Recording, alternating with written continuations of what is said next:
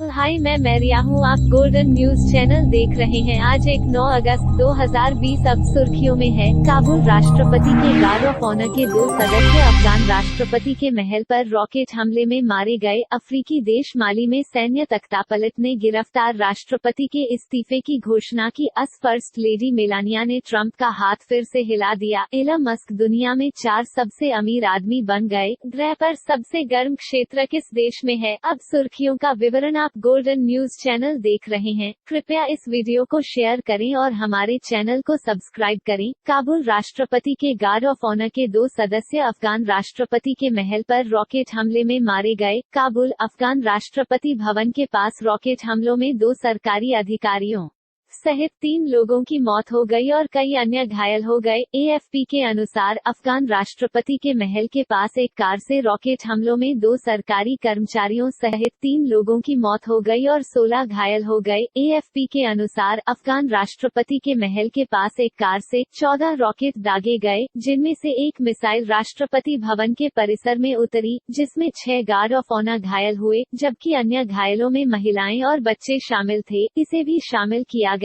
अफगान आंतरिक मंत्रालय के प्रवक्ता ने 2 सरकारी अधिकारियों की मौत की पुष्टि की, लेकिन गार्ड ऑफ ऑनर के कर्मियों के बारे में कोई जानकारी नहीं दी। अफ्रीकी देश माली में सैन्य तख्तापलट ने गिरफ्तार राष्ट्रपति के इस्तीफे की घोषणा की। अफ्रीकी देश माली में एक सैन्य तख्तापलट ने राष्ट्रपति इब्राहिम अबू बकर काटा और कैबिनेट सदस्यों को गिरफ्तार कर लिया है। माली में भ्रष्टाचार और सबसे खराब सुरक्षा स्थिति के विरोध के महीनों के बाद सेना ने अंततः हस्तक्षेप किया और सरकार को उखाड़ फेंका। सेना द्वारा कब्जा करने के कुछ ही घंटों के भीतर माली के राष्ट्रपति इब्राहिम अबू बकर काटा ने इस्तीफे की घोषणा की और सरकार को भंग कर दिया। सैन्य अड्डे से अपने संदेश में इस्तीफा दे चुके राष्ट्रपति इब्राहिम अबू बकर काटा ने कहा कि अगर हमारी सेना के कुछ तत्व हस्तक्षेप करना चाहते हैं तो क्या मेरे पास कोई विकल्प बचा है? मैं अपनी शक्ति के लिए देश में रक्तपात नहीं करना चाहता, इसलिए कार्यालय में मैं मेरे इस्तीफे की घोषणा करो। यूरोपीय संघ और अफ्रीकी संघ ने माली में सैन्य तख्तापलट की निंदा की है, जबकि संयुक्त